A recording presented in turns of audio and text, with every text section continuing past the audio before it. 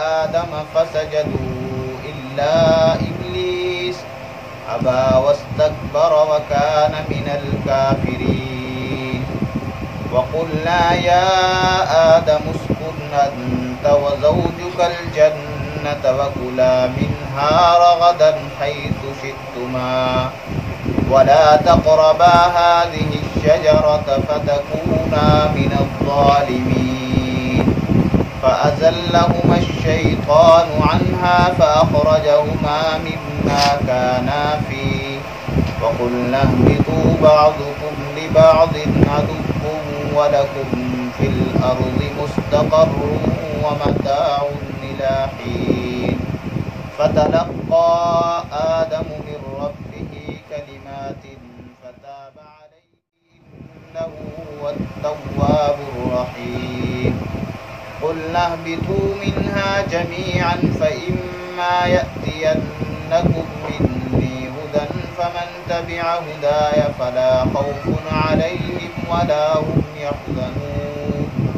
والذين كفروا وكذبوا بآياتنا أولئك أصحاب النار هم فيها خالدون صدق اللہ العظیم۔ اور وہ وقت یاد کرنے کے قابل ہے جب تمہارے پروردگار نے فرشتوں سے فرمایا کہ میں زمین میں اپنا نائب بنانے والا ہوں۔ انہوں نے کہا کیا تو اس میں ایسے شخص کو نائب بنانا چاہتا ہے جو خرابیاں کرے اور کشت و خون کرتا پھرے، اور ہم تیری تعریف کے ساتھ تسبیح و تقدیس کرتے رہتے ہیں۔ اللہ نے فرمایا میں وہ باتیں جانتا ہوں جو تم نہیں جانتے۔ اور اس نے آدم علیہ السلام کو سب چیزوں کے نام سکھائے، پھر ان کو فرشتوں کے سامنے کیا اور فرمایا کہ اگر سچے ہو تو مجھے ان کے نام بتاؤ۔ انہوں نے کہا تو پاک ہے، جتنا علم تو نے ہمیں بخشا ہے اس کے سوا ہمیں کچھ معلوم نہیں، بے شک تو دانا اور حکمت والا ہے۔ تب اللہ نے حکم دیا کہ آدم تم ان کو ان چیزوں کے نام بتاؤ۔ جب انہوں نے ان کو ان کے نام بتائے تو فرشتوں سے فرمایا کیوں میں تم سے نہیں کہتا تھا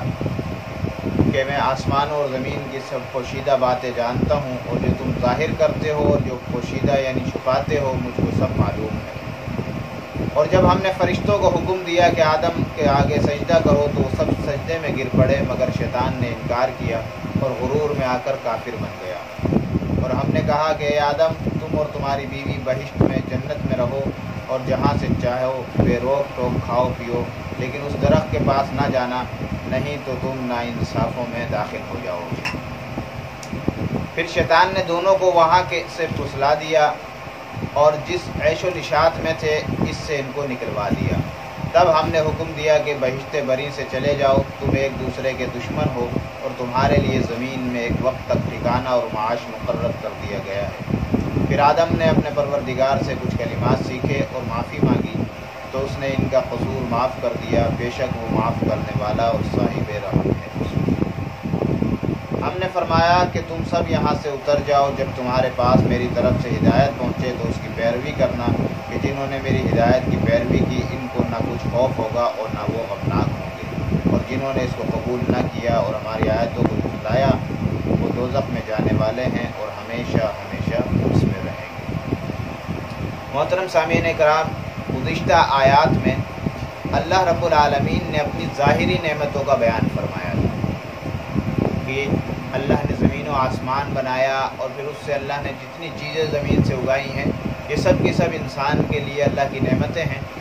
تو نعمتیں چونکہ دو قسم کی ہوتی ہیں، ایک نعمتیں ظاہری اور حصی ہوتی ہیں، اور ایک نعمتیں جو ہے وہ اخروی ہوتی ہیں۔ تو ظاہری اور حصی نعمتوں کا ذکر تو آ گیا، لیکن وہ نعمتیں جو ظاہری تو نہیں ہوتی لیکن وہ بھی اللہ کی نعمت ہے، یعنی انسان کو عقل و شعور کا ہونا، انسان کے پاس علم کا ہونا، یہ اللہ کی ایک نعمت ہے۔ تو گزشتہ آیات سے ان آیات کا ربط یہ ہے کہ وہاں اللہ نے ظاہری اور حصی نعمتیں بیان فرمائی، اور یہاں پر اللہ نے غیر ظاہری اور غیر حصی نعمتیں بیان فرمائی۔ اور یہاں سے اللہ رب العالمین نے جناب آدم علیہ السلام کی تخلیق کا ذکر فرمایا ہے۔ پیدائش آدم کا اللہ نے ذکر فرمایا، وَإِذْ قَالَ رَبُّكَ لِلْمَلَائِكَةِ إِنِّي جَاعِلٌ فِي الْأَرْضِ خَلِيفَةً، وہ وقت یاد کرو جب اللہ نے فرشتوں سے کہا کہ میں زمین میں اپنا ایک نائب بنا رہا ہوں۔ اللہ نے فرشتوں کی مجلس میں یہ بات کہی کہ زمین میں اپنا نائب اور خلیفہ بنا رہا ہوں،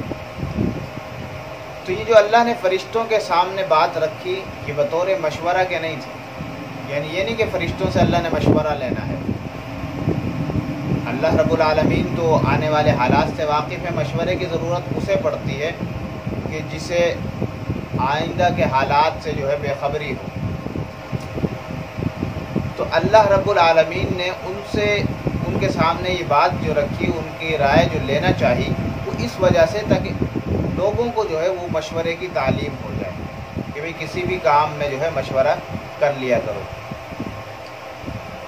تو اللہ نے فرمایا میں زمین میں اپنا خلیفہ بنانے والا ہوں، اپنا نائب بنانے والا ہوں۔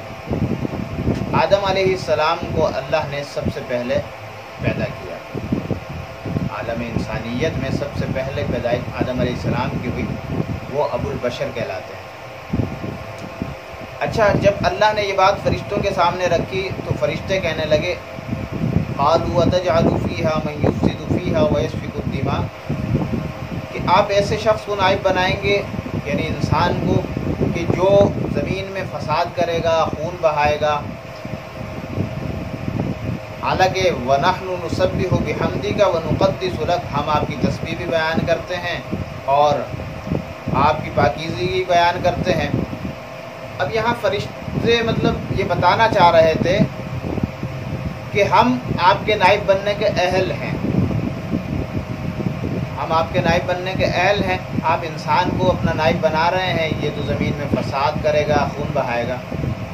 تو یہاں ایک سوال ہوتا ہے کہ فرشتوں کو غیب کا علم تھا، ابھی تو انسان زمین پر آیا ہی نہیں، انسان کی پیدائش ہی نہیں ہوئی، تو فرشتے کیسے کہہ سکتے ہیں کہ آپ ایسے شخص کو زمین پر جو ہے اپنا نائب اور خلیفہ بنا رہے ہیں جو زمین میں فساد پھیلائے گا اور خون بہائے گا؟ تو بات یہ ہے، آدم علیہ السلام کی پیدائش سے تقریباً 2000 سال قبل زمین پر جنات کی حکومت تھی۔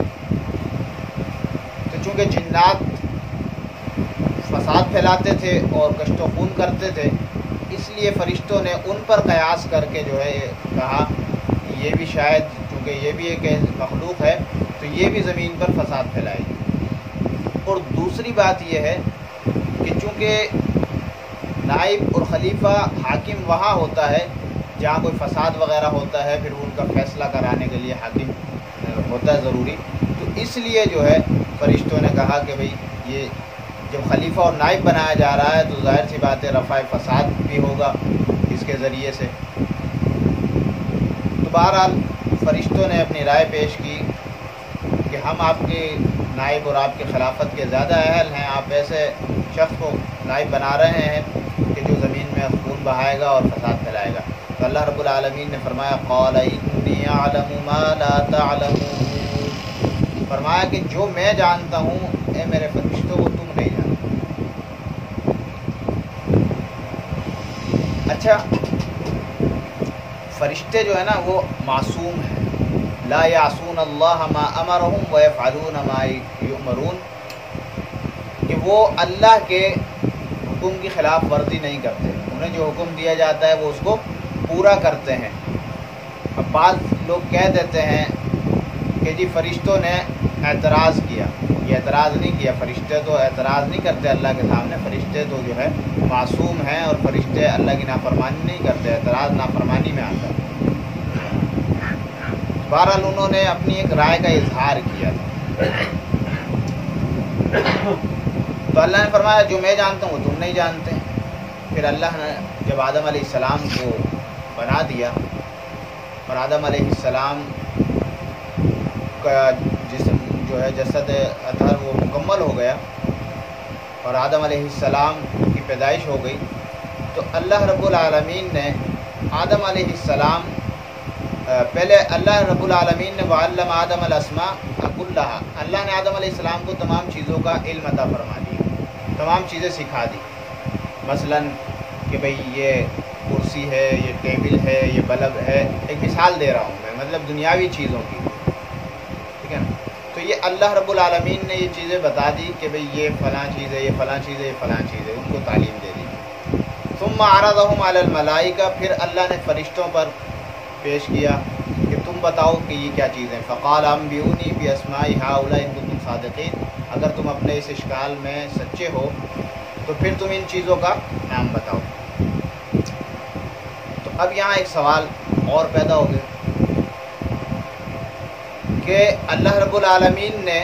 آدم علیہ السلام کو سکھایا، امتحان دونوں سے لیا، فرشتوں سے بھی اور آدم علیہ السلام سے بھی، لیکن سکھایا آدم علیہ السلام کو. تو بھئی امتحان تو تب لیا جاتا ہے کہ جب دونوں کو سکھایا ہو پھر امتحان لیا جائے. تو بات یہ ہے اللہ نے جب آدم علیہ السلام کو سکھایا تھا تو فرشتے وہاں موجود تھے، فرشتے اسی مجلس میں موجود تھے، انہی کے سامنے اللہ نے تمام چیزوں کا علم سکھایا. کیونکہ آدم علیہ السلام میں ایسی صلاحیت تھی ان چیزوں کے نام یاد رکھنے کی اور سمجھنے کی، تو آدم علیہ السلام نے سیکھ لی وہ باتیں. لیکن فرشتے چونکہ دنیاوی چیزوں سے غرض نہیں رکھتے، اور فرشتے جو ہیں وہ اللہ کی نورانی مخلوق ہیں، فرشتے ان چیزوں سے پاک ہیں، کھانے پینے سے، شادی بیاہ وغیرہ سے اور ان چیزوں سے دنیاوی، تو وہ سیکھ نہ سکے. جیسے کوئی استاد ریاضی کا وہ طلباء کو کلاس میں ریاضی پڑھا رہا اور وہ سمجھا رہا ہو کہ بھئی یہ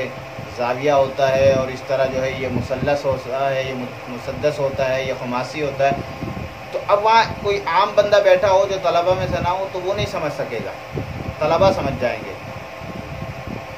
مثلا کوئی استاد جو ہے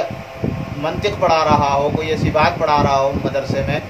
درس نظامی کے حوالے سے، اور وہاں کوئی ایک عام آدمی چلا جائے تو وہ ان کی باتوں کو نہیں سمجھ سکے گا، لیکن طلباء سمجھ جائیں گے،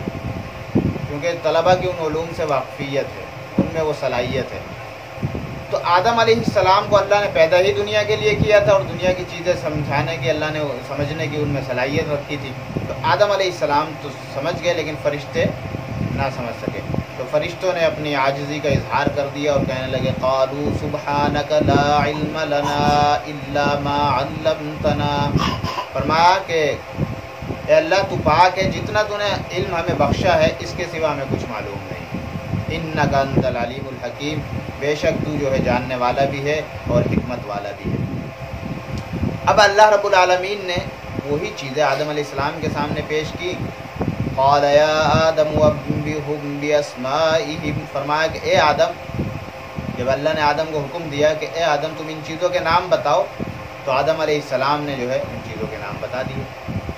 اور اللہ نے پھر فرشتوں سے فرمایا قال لم اقل لكم انی اعلم غیب السماوات والارض واعلم ما تبدون وما کنتم تکتمون، فرمایا کہ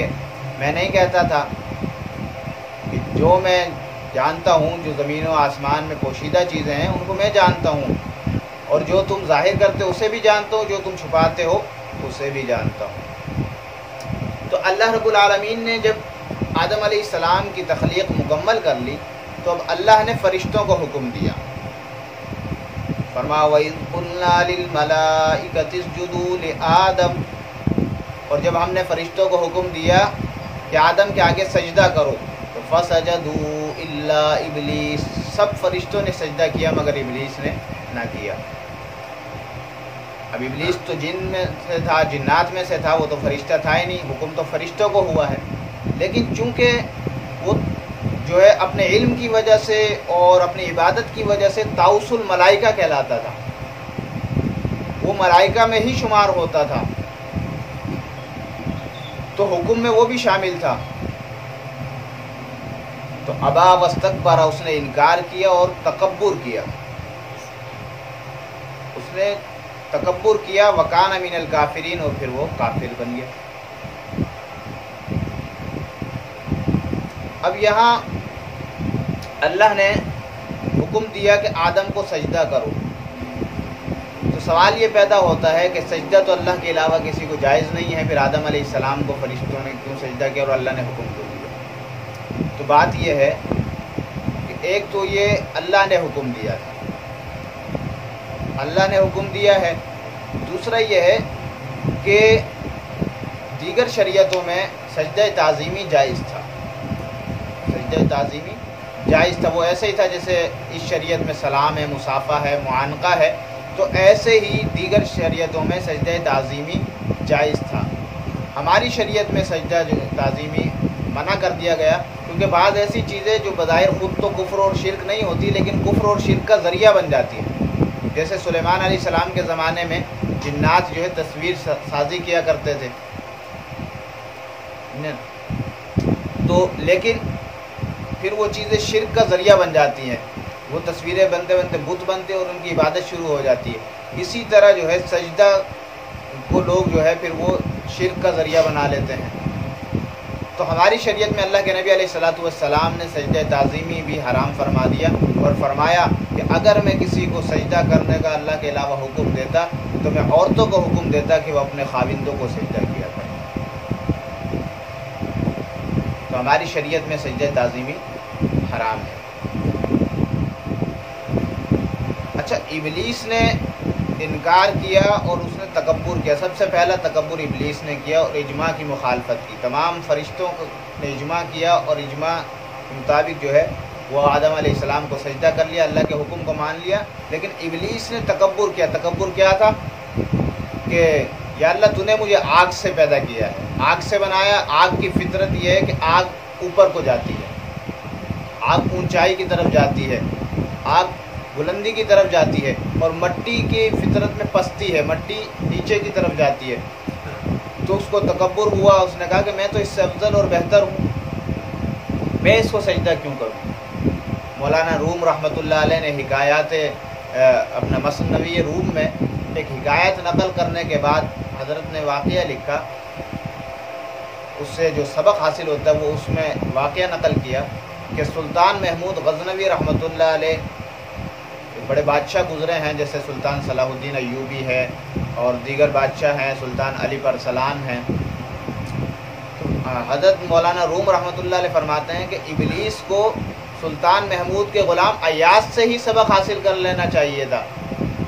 کہ سلطان محمود غزنوی رحمۃ اللہ علیہ نے جب ہندوستان پر حملہ کیا اور سومناتھ کے مندر کو گرایا، تو وہاں سے جب وہ فتح ہو کر ہیرے جواہرات ہندوستان کے سلطان کے پاس پہنچے ہیں،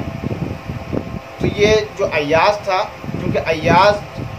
وہ سلطان محمود رحمۃ اللہ علیہ اس کو اپنے بالکل قریب بٹھاتے تھے اور اس کو اپنے قریب کرتے تھے، اپنے پاس بٹھاتے تھے، اس سے مشورہ کرتے تھے، مشورے میں قریب رکھتے تھے۔ تو وہ جو سلطان محمود کے وزیر تھے وہ حسد کرنے لگے کہ یہ ایک نوجوان، ہم بڑے بڑے وزیر اور مشیر، اور یہ اس کو اتنی حیثیت دیتے ہیں کہ اپنے ساتھ بٹھاتے ہیں، اپنے پاس بٹھاتے ہیں۔ تو سلطان محمود رحمۃ اللہ علیہ نے ان کو دکھانے کے لیے کہ بھائی اس کی وجہ کیا ہے، تو جب ہندوستان سے یہ ہیرے جواہرات قیمتی آئے تو سلطان محمود رحمۃ اللہ علیہ نے فرمایا کہ میرے پاس ایک ہتھوڑا رکھو اور ایک پتھر رکھو۔ ہتھوڑا اور پتھر رکھ دیا گیا تو اس نے اپنے وزیروں کو بلایا اور اپنی جیب سے ایک قیمتی ہیرا نکال کر کہا کہ یہ ہیرا لو اور اس پتھر پر رکھ کر توڑو۔ تو وزیر کہنے لگے کہ بھائی یہ قیمتی ہیرا ہم کیوں توڑیں، تو بہت قیمتی ہیرا ہے بادشاہ سلامت، ہم اس کو نہیں توڑ سکتے۔ تو سلطان محمود غزنوی رحمۃ اللہ علیہ نے ایاز کو بلایا اور ایاز کو کہا کہ یہ ہیرا لو اور اس کو اس پتھر پر رکھ کر توڑو۔ ایاز نے وہ ہیرا لیا، پتھر پر رکھا اور توڑ دیا۔ تو سلطان محمود غزنوی رحمۃ اللہ علیہ نے ایاز سے پوچھا کہ ایاز، میں نے ان سب کو کہا کہ ہیرا توڑ دو، انہوں نے ہیرا نہیں توڑا، تم نے ایک ہی دفعہ میں نے تمہیں یہ کہا کہ ہیرا توڑ دو اور تم نے جو ہے وہ ہیرا توڑ دیا قیمتی۔ فرمایا کہ اس ہیرے سے زیادہ قیمتی میرے آقا کا حکم ہے، میرے مالک کا حکم ہے۔ تو مولانا روم رحمۃ اللہ علیہ فرماتے ہیں کہ اگرچہ اصل میں تو افضل خاک ہی ہے، انسان ہی تمام مخلوقات سے افضل ہے، لیکن اگر ابلیس اپنے آپ کو افضل سمجھ رہا تھا تو وہ ایک منٹ کے لیے اللہ کے حکم کے آگے یہ سمجھ لیتا کہ بھئی میں افضل نہیں ہوں، آدم افضل ہے، اور سجدہ کر لیتا۔ لیکن اس نے تکبر کیا اور غرور کیا کہ میں جو ہے خلقتنی من نار و خلقتہ من طین، مجھے تو نے آگ سے پیدا کیا ہے اور اس کو آدم کو کھنکھناتی ہوئی مٹی سے پیدا کیا ہے، میں سجدہ کیوں کروں۔ تو وکان من الکافرین، کافروں میں سے ہو گیا۔ میرے خیال میں آج بات یہاں تک کر لیں، کیونکہ آگے جو ہے پھر وہ آدم علیہ السلام کا جنت میں جانا، جنت سے نکلنا اور پھر دنیا میں آنا، یہ سارے معاملات پھر ذرا لمبا ہو جائے گا، تو میں یہاں سے بات ختم کر دیتے ہیں اسی وکان من الکافرین پر۔ اللہ نے یہاں آدم علیہ السلام کی خلافت کا ذکر کیا، انی جاعل فی الارض خلیفہ، خلافت کا ذکر کیا، اور آدم علیہ السلام کو دنیا میں اپنا نائب اور خلیفہ بنایا، اور فرشتوں کو حکم دیا، آدم کو آگے کر فرشتوں کو حکم دیا کہ تم جو ہے آدم کو سجدہ کرو۔ تو ایک خلیفہ اللہ نے بنایا اپنا آدم علیہ السلام کو، اور فرشتوں کو حکم دیا کہ آدم کے پیچھے جو ہے آدم کے سامنے سجدہ کرو، اور ایک خلیفہ جناب رسول اللہ صلی اللہ علیہ وسلم نے بنایا حضرت ابو بکر صدیق رضی اللہ تعالیٰ عنہ کو، فرمایا کہ ابو بکر کے پیچھے سجدہ کرو، صحابہ سے فرمایا کہ تم ابو بکر کے پیچھے سجدہ کرو۔ تو وہاں اللہ نے اپنے خلیفہ کو آگے کر کے فرشتوں کے سامنے جو ہے اس کا اظہار کیا کہ میں اپنا خلیفہ اور نائب بنا رہا ہوں، تم اس کو سجدہ کرو۔ اور یہاں رسول اللہ صلی اللہ علیہ وسلم نے ابو بکر کو اپنے مصلی پر کھڑا کر کے صحابہ کرام سے فرمایا کہ تم اس کے پیچھے سجدہ کرو۔ وہاں اللہ نے آدم علیہ السلام کی خلافت بتائی، یہاں رسول اللہ صلی اللہ علیہ وسلم نے ابو بکر رضی اللہ تعالیٰ عنہ کی خلافت بتائی۔ تو وہاں جس نے آدم علیہ السلام کی خلافت کا انکار کیا وہ بھی بدبخت شین، اور جس نے رسول اللہ صلی اللہ علیہ وسلم کے خلیفہ ابو بکر کی خلافت کا انکار کیا وہ بھی بدبخت شین، وہ بھی مردود ہوا، وہ بھی کافر ہوا، اور رسول اللہ صلی اللہ علیہ وسلم کے خلیفہ کا انکار کرنے والا بھی مردود اور کافر ہوا۔ آگے اور مزید بات آ جائے گی کہ خلافت کے لیے کیا چیزیں شرط ہیں۔ خلافت کے لیے معصوم ہونا شرط نہیں ہے، نبوت کے لیے معصوم ہونا شرط ہے۔ جب اللہ نے خلیفہ بنایا، آدم علیہ السلام کو خلافت عطا فرمائی، تو اللہ نے ان سے ایسا کام بھی کروا دیا جو بظاہر جو ہے عصمت کے خلاف تھا، کہ اللہ نے حکم دیا تھا لا تقربا هذه الشجرہ، لیکن آدم علیہ السلام نے وہ پھل کھا لیا۔ تو بظاہر جو عصمت کے خلاف تھا، لیکن خلافت کے لیے چونکہ عصمت ضروری نہیں ہے، معصوم ہونا خلیفہ کے لیے ضروری نہیں ہے، معصوم ہونا نبوت کے لیے ضروری ہے۔ تو جب اللہ نے نبوت عطا فرما دی تو پھر جو ہے وہ نبوت معصوم ہوتی ہے، اور نبوت کے منافی ہے کہ کوئی کام ایسا کیا جائے، خلافت کے منافی نہیں ہے۔ تو آگے انشاءاللہ مزید اسی سلسلے کو لے کر چلیں گے، اور آدم علیہ السلام اور حضرت حوا علیہ السلام کا پھر جنت میں داخلہ، جنت سے نکلنا، پھر ان کی دونوں کے آپس میں ملاقات، اور شیطان کی جو دشمنی ہے، شیطان کا جو وسوسہ اور ورغلانہ، انشاءاللہ اس پر بات کریں گے۔ وما علینا الا البلاغ المبین۔